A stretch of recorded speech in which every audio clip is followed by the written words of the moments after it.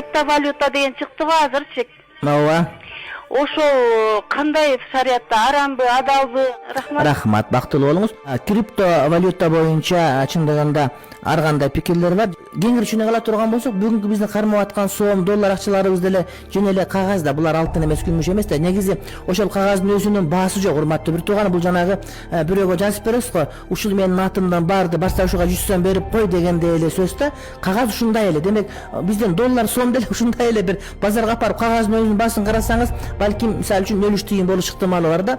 Бирок ал ошол ичинде жазуулары болгон себептен ал кымбат болуп акчанын ролун аткарып калды. Болбосо акча бул алтын жана күмүш менен гана болуш керек эле. Демек, мисалы 100 доллар бере турган болсоңуз, 100 долларга ылайык болгон алтын, менин алтыным катылып турат бир жерде деген маани келип чыгат да. Бирок азыркы учурда эң чоң дүйнөлүк ачар ушундай болуп калды. Акчасы жок эле кагаздарды басып, зарат кагаз баскандай эле басып, бирок кымбатыраак кагаздан акча кылып койбачы. Демек, ошону эсепке алганда бул криптовалюта деле иншалла акча катары колдонсо болуш керек деп ойлойм.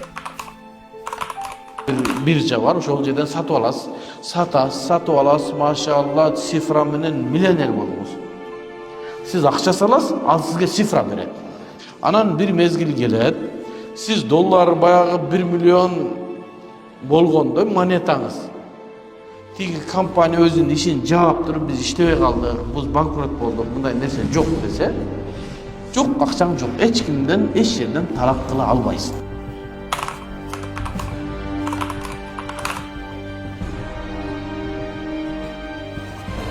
Так. Демек, биржа жабылып кетсе, ичинде активдер күчбөйт экен да. Кошелекко башка биржадан эле кирип алса болот экен. Ал эми биржанын 200дөн ашык түрү бар экен. Жакшы?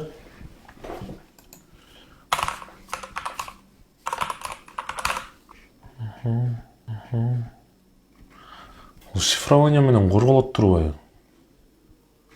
Hiç korkunç жок экен демек. Биткоин маселеси.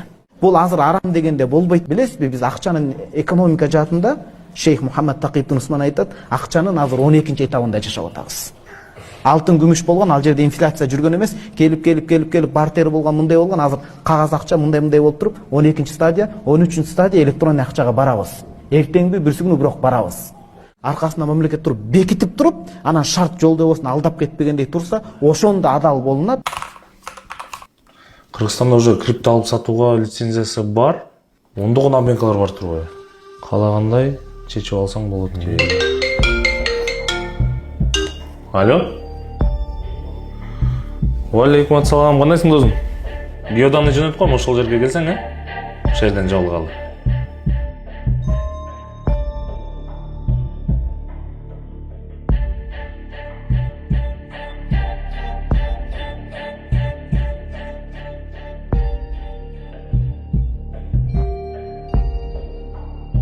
Адал эместиги сен тандаган монеталардан эмес, ошол соданын түрүн тандоо экен. Жакшы досум. Содан кылапсың да. Негизи досум, бул тармакка кантип келип калдың эле досум? Тармакка